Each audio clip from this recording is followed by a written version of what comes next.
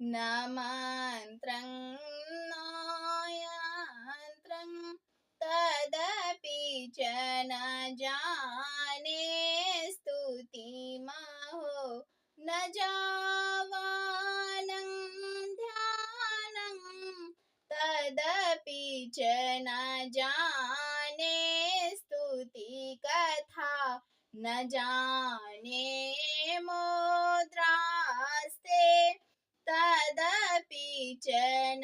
जाने विलपनं परं जाने माता त्वदनुसरणं क्लेशहरणं विधेयत्वं